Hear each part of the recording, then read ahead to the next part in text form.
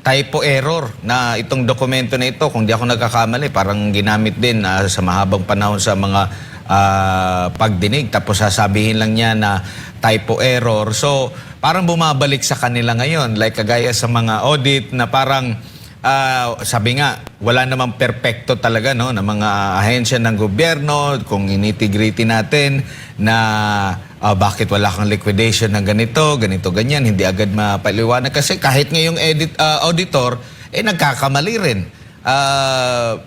Hindi lang doon sa sinasabing tanging si VP Sara lang. Meron pa siyang dito sa mga typo error. Tapos yung pagko-question din na sunod-sunod parang nabigla siguro siya doon sa sunod-sunod na tanong ng presiding officer. Doon sa mga inilalatag nila na mga memo, notice of suspension, hanggang sa notice of disallowance, pati na yung ito ba ay final, an executory, o ito pa ay hindi final pero executory. Yung mga ganun po, attorney, natibag itong witness. Opo, mapansin ninyo, hindi ito yung unang pagkakataon na merong typo error. Doon pa lang sa Article 4, takot-takot na yung mga typo error na yan. What is not surprising here, itong mga typo error na supposedly nito, is something na dapat ay nakita ng mga depensa, ng prosecution. 25 abogado yan, kasama yung 10 public prosecutors, 15 na mga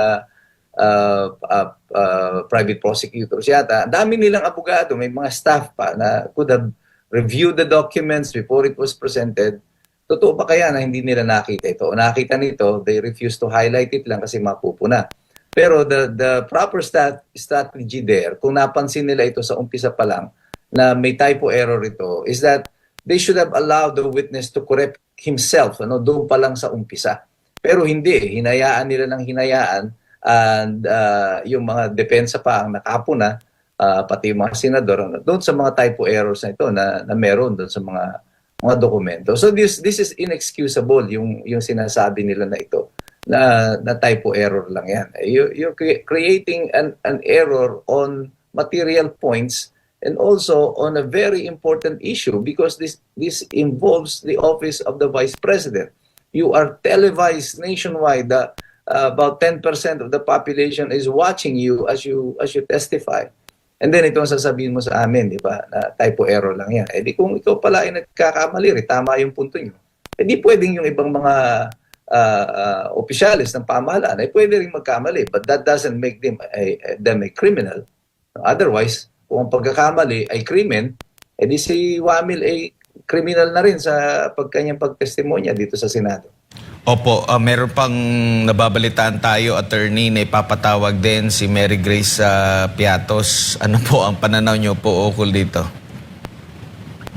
That's a political stunt, Kasi alam naman nila na sinabi na nga ng mga aliases lang yan sa hahanapin si Mary Grace Piatos. And if these are confidential agents, hindi mo sila pwedeng tawagin without putting their lives at risk, Kung ipatawag yan at confidential agent, tatanong mo dyan, anong sinabi mo? Sino yung mga taong pinangalanan mo? Sino yung mga tinrider mo? Patayin nyo na lang yung tao na kawawa naman. And they will not be able to find this Mary Grace Piatos because how can you issue a subpoena based on an alias? So that's impossible for them to do. Pero it's a political gimmick.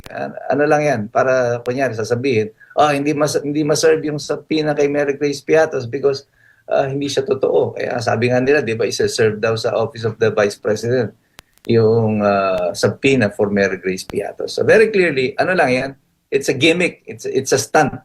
Hindi yan makatotohanan yung gusto na yan ng prosecution. Opo. Siguro, attorney, huli na lang doon sa desisyon ng Korte Suprema na ibasura yung mga petisyon na kumu-question nga sa impeachment proceedings ng Kamara. Ano pong masasabi po ninyo doon? I expected that kasi nga ito ay masyadong delayed na isinampa nila ito doon sa Korte Suprema pagkatapos pa lamang ng proseso o habang nakabinbin pa sa House of Representatives yung proseso.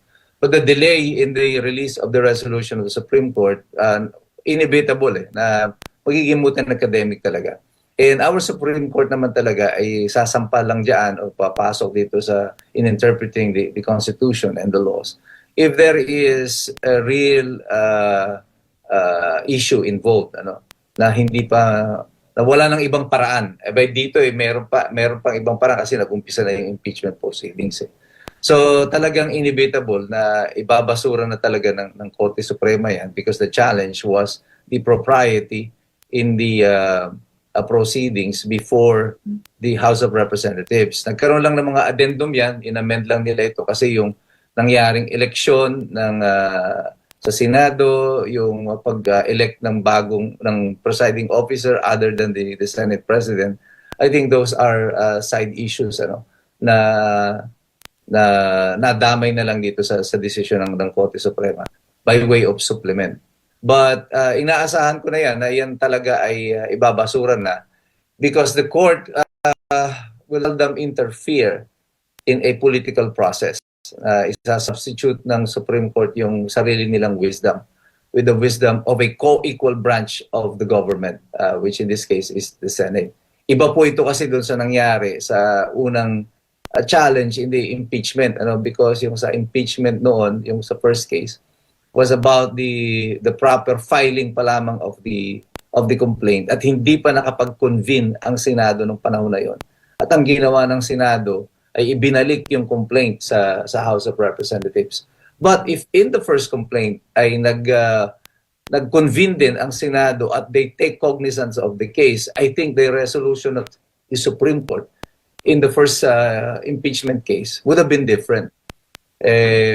Dito hindi ganoon nangyari. Inumpisa ng Senado yung investigation. So I think the Supreme Court would really have to respect the independence of a co-equal branch of the government at hayaan na nila yung magtuloy itong impeachment na ito.